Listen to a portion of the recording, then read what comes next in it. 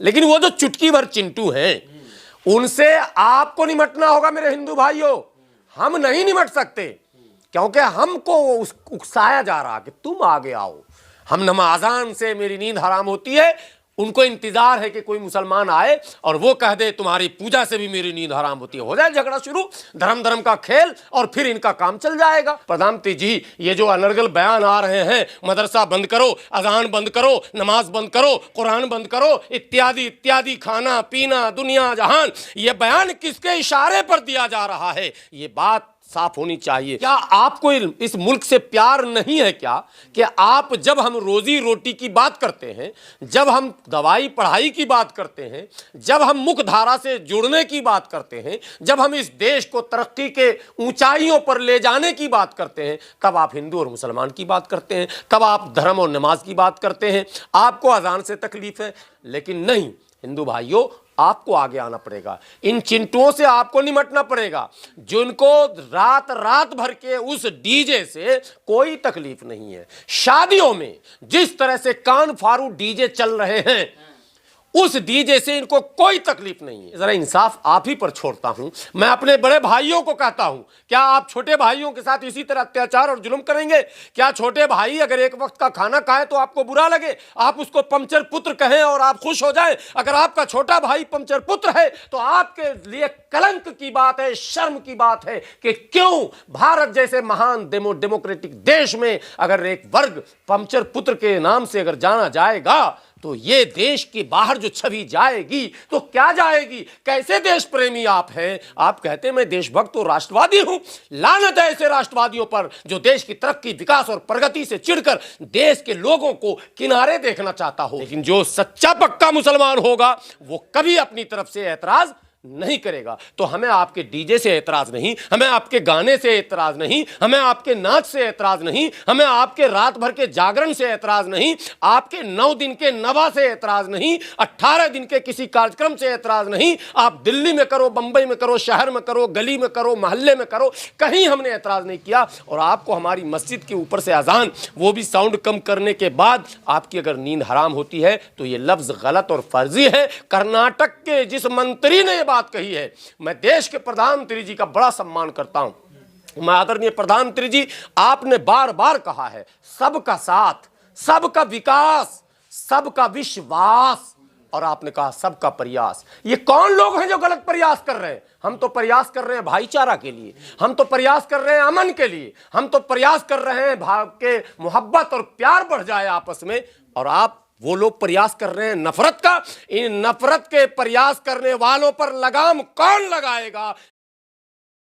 तरफ प्रधानमंत्री सबको साथ ले जाने की बात करते हैं, वहीं उनके कर्नाटक के डिप्टी सीएम कह रहे हैं कि अजान से उन्हें दर्द होता है सिर में, कि अगर सरकार बनी तो ये सब कुछ खत्म हो जाएगा। दरअसल इस मुल्क में बदकिस्मती यह है कि पिछले कई सालों से यहाँ के लोगों ने जो वोट देना शुरू किया है वो मज़हब के नाम पे देना शुरू किया है, और ये राजनेताओं को पता चल गया, उनका यकीन और मजबूत हो गया है कि अब सड़क बने ना बने, पानी मिले ना मिले, नौकरी मिले ना मिले, रोज़गार किसी को मिले ना मिले, औद्योगिकीकरण हो ना हो, आपको चुनाव अगर जीतना है तो आपके पास एक बेहतरीन मुद्दा है, आप हिंदू मुस्लिम में लोगों को उलझा दें और वोट आपको तेज़ी से मिल जाएगा। अब जब मतदाताओं का ये मन बन गया तो राजनेता तो उसी रास्ते पर चलेंगे। आपको याद होगा उत्तर प्रदेश का चुनाव, जब मुख्यमंत्री कहते थे कि 80-20 में चुनाव होगा। क्या मतलब 80-20? क्या सड़कें 80% बनेंगी, 20% रह जाएंगी? क्या नौकरियां 80% लोगों को मिलेंगी, 20 को छोड़ देंगे? क्या पानी 80% लोगों को देंगे, 20 को छोड़ देंगे? क्या बिजली 80% लोगों को देंगे, 20 को छोड़ देंगे? क्या? और कौन है 80-20? लोग समझने वाले भी यहाँ के मतदाता, और सब बातों को समझने के लिए उनके पास अकल हो या नहीं हो, लेकिन राजनेता जब धर्म को सामने रखकर अपनी बात करते हैं तो उनका अकल काम कर जाता। और सबने मान लिया कि 80-20 का मतलब हिंदू और मुस्लिम है, और योगी जी जो कह रहे हैं 80-20 वो यही कह रहे हैं हिंदू एक हो जाओ। नतीजा क्या हुआ? हारते हारते हारते आखिरी में भारतीय जनता पार्टी जीत गई। अब एक्सपेरिमेंट जब हो गया सफल तो साहब वो क्यों न इसको अपनाए। एक्सपेरिमेंट सफल 2019 में भी होने वाला था, लेकिन मोदी जी ने तब एक नया दाव लाया और धर्म से थोड़ा सा हटकर, हालांकि इनके नेता तब भी धर्म की बात कर रहे थे, गिरिराज जैसे नेता, साध्वी प्रज्ञा सिंह ठाकुर जैसी नेता, वो सब, लेकिन मोदी जी ने उस समय राष्ट्रवाद को लाया सामने। आपको याद होगा पुलवामा कांड था, 19 में भी एक्सपेरिमेंट सफल हो गया, अब 24 भी आ रहा और कर्नाटक में चुनाव भी आ रहा। आपको पता है कर्नाटक में असेंबली के चुनाव होने हैं। वो कर्नाटक जिस कर्नाटक में हिजाब को बहुत बड़ा मुद्दा बनाया गया, वो कर्नाटक जिस कर्नाटक में पीएफआई को एक बड़ा मुद्दा बनाया गया, वो कर्नाटक जिस कर्नाटक में आरएसएस के ऊपर हमले हो रहे हैं यह आरोप लगाए गए, वो कर्नाटक जिस कर्नाटक के अंदर बेंगलोर, वो कर्नाटक जिस कर्नाटक के अंदर टीपू सुल्तान को मुद्दा बनाया गया। आपको यह भी याद होगा कि टीपू सुल्तान शहीद को एक गिरोह वहां का, जिसको आप अलग अलग नाम से जानते हैं, तो हजरत टीपू सुल्तान शहीद की शहादत दिवस पर उन लोगों ने ना जाने क्या क्या ड्रामे किए। आपको यह भी याद होगा, तस्वीर वो होगी आपकी निगाह में, उसी कर्नाटक में जो हजरत टीपू सुल्तान शहीद के नाम से एक तारीखी मस्जिद है, वहां भजन कीर्तन और वो रामचरित, अरे कौन पाठ पढ़ रहे थे लोग, हनुमान चालीसा, तो वहां हनुमान चालीसा पढ़ रहे थे। ये सारे कवायद क्यों हो रहे हैं? मैं देश के 80% हिंदू भाइयों से पूछना चाहता हूं, मेरे हिंदू भाइयों, देश तो सबका है, आपका पहले है, क्योंकि बड़ा भाई बड़ा होता है। 80% आप है, मैं तो मान रहा हूं, आंकड़ा भी कह रहा है, डेटा भी कह रहा है। मैं तो मुसलमान उसमें 14% है, 14 पॉइंट कुछ, सिख है, ईसाई है, बौद्ध है, सब मिलाकर 19 पॉइंट कुछ बनते हैं, यानी 80+ आप है। ठीक है, तो ये मुल्क अमन चैन और सुकून से तरक्की करेगा या लड़ाई फसाद और झगड़े से ये मुल्क आगे जाएगा? क्या आपको इस मुल्क से प्यार नहीं है क्या कि आप, जब हम रोजी रोटी की बात करते हैं, जब हम दवाई पढ़ाई की बात करते हैं, जब हम मुख्य धारा से जुड़ने की बात करते हैं, जब हम इस देश को तरक्की के ऊंचाइयों पर ले जाने की बात करते हैं, तब आप हिंदू और मुसलमान की बात करते हैं, तब आप धर्म और नमाज की बात करते हैं। आपको अजान से तकलीफ है, इंसाफ से। ऐसा नहीं कि सारे हिंदू माने इंसाफ परस्त, नहीं तो देश ही खत्म हो जाएगा। लेकिन वो जो चुटकी भर चिंटू हैं, उनसे आपको निमटना होगा मेरे हिंदू भाइयों। हम नहीं निमट सकते, क्योंकि हमको उकसाया जा रहा कि तुम आगे आओ।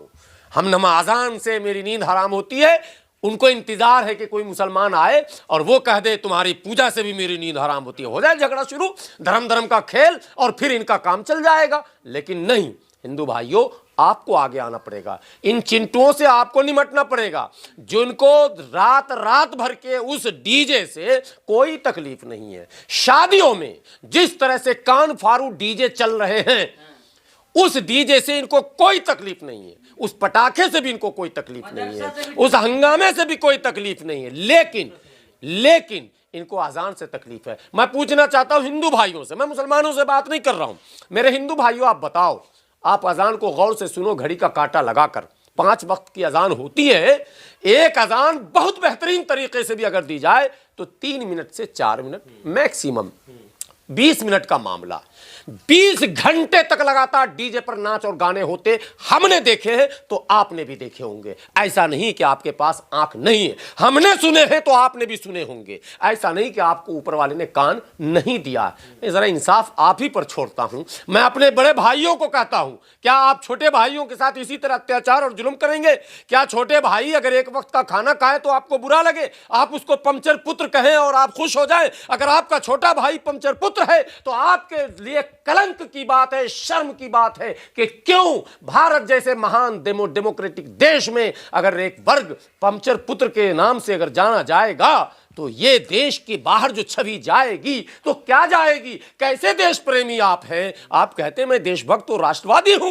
लानत है ऐसे राष्ट्रवादियों पर जो देश की तरक्की, विकास और प्रगति से चिढ़कर देश के लोगों को किनारे देखना चाहता हो, उसको भीख मांगते हुए देखने में यह प्रसन्न होता हो, उसको मुसीबत में देखकर यह खुश होता हो। ऐसे लोग देश प्रेमी नहीं हो सकते, ऐसे लोग देशद्रोही हो सकते हैं। देश प्रेमी तो वो है कि वो लोगों को देखे कि तरक्की है, खुशहाली है, मजे में पढ़ रहा है, अच्छा इलाज हो रहा, अच्छी गाड़ियां हैं, खा रहा पी रहा, और दुनिया के जो विश्व स्तर पर जो चुनौतियां देश के सामने हैं उसका मुकाबला करने के लिए कमर कस रहा है, तब तो हम मानेंगे आप देश प्रेमी हैं। आपको अगर अजान से आपकी नींद खराब हो रही है, मैं बचपन में देखता था, आप लोग पत्रकार हैं, आप लोग के गांव में भी मंदिर होगा, जरूर होगा, हर गांव में होता है मंदिर।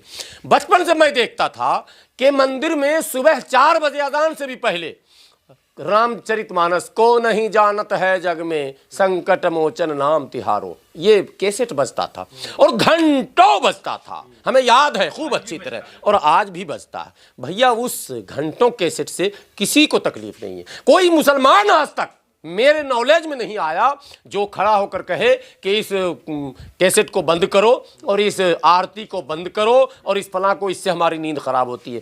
कह भी नहीं सकता, मुझे लगता है कोई मुसलमान ऐसा हो भी नहीं सकता है। और अगर कोई कहता है, एक बड़ी बात, अगर कोई मुसलमान कह रहा तो मुझे लगता है वो इन चिंटुओं के पैसे पर और सिखाने पर प्रोवोक करके कि तू कह ऐसा, मैं तुझे ये दूंगा और वो दूंगा, ताकि ये पोलराइजेशन करने में हमें आसानी हो, ये हो सकता है। लेकिन जो सच्चा पक्का मुसलमान होगा वो कभी अपनी तरफ से एतराज नहीं करेगा। तो हमें आपके डीजे से एतराज नहीं, हमें आपके गाने से एतराज नहीं, हमें आपके नाच से एतराज नहीं, हमें आपके रात भर के जागरण से एतराज नहीं, आपके 9 दिन के नवा से एतराज नहीं, 18 दिन के किसी कार्यक्रम से एतराज नहीं। आप दिल्ली में करो, बंबई में करो, शहर में करो, गली में करो, मोहल्ले में करो, कहीं हमने एतराज नहीं किया। और आपको हमारी मस्जिद के ऊपर से अजान, वो भी साउंड कम करने के बाद आपकी अगर नींद हराम होती है तो ये लफ्ज गलत और फर्जी है। कर्नाटक के जिस मंत्री ने बात कही है, मैं देश के प्रधानमंत्री जी का बड़ा सम्मान करता हूं। मैं आदरणीय प्रधानमंत्री जी,